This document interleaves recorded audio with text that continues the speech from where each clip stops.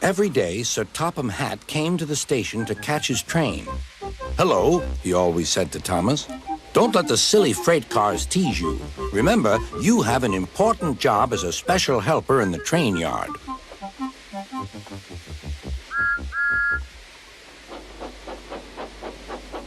There were lots of freight cars, and Thomas worked very hard pushing and pulling them into place.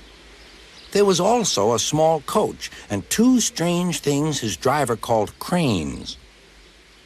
"That's the breakdown train," he told Thomas. "The cranes are for lifting heavy things like engines and coaches and freight cars."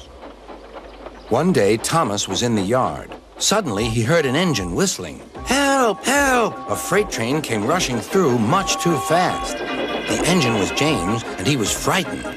His brake blocks were on fire. "They're pushing me! They're pushing me!" he panted. "On! On!" laughed the freight cars, still whistling, "Help! Help!" Poor James disappeared. "I'd like to teach those freight cars a lesson," said Thomas the tank engine. Soon came the alarm.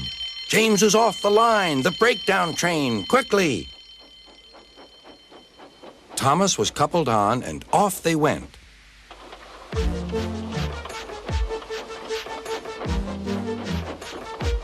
Thomas worked his hardest.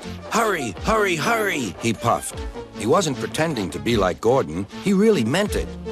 "Bother those freight cars and their tricks. I hope poor James isn't hurt."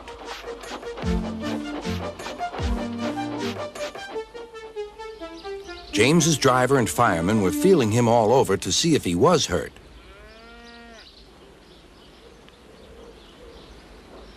"Never mind, James," they said. "It was those silly freight cars and your old wooden brakes that caused the accident." Thomas pushed the breakdown train alongside. Then he pulled away the unhurt freight cars. "Oh dear, oh dear," they groaned. "Serves you right, serves you right," puffed Thomas. He was hard at work, puffing backwards and forwards all afternoon. "This'll teach you a lesson, this'll teach you a lesson," he told the freight cars. And they answered, "Yes, it will, yes, it will." They left the broken cars. Then, with two cranes, they put James back on the rails.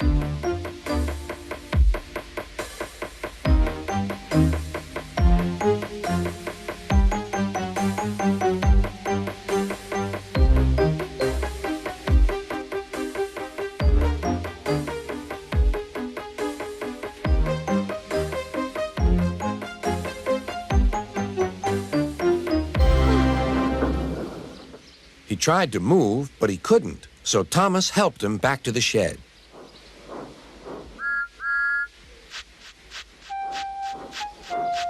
I knew you could do it.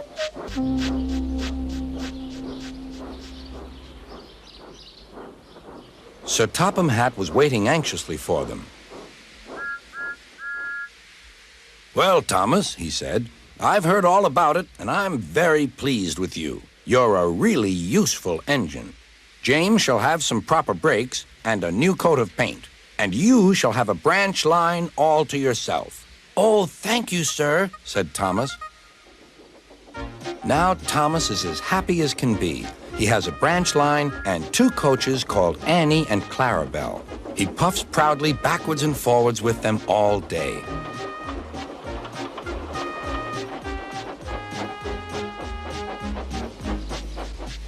He is never lonely. Edward and Henry stop quite often and tell him the news. Excuse me.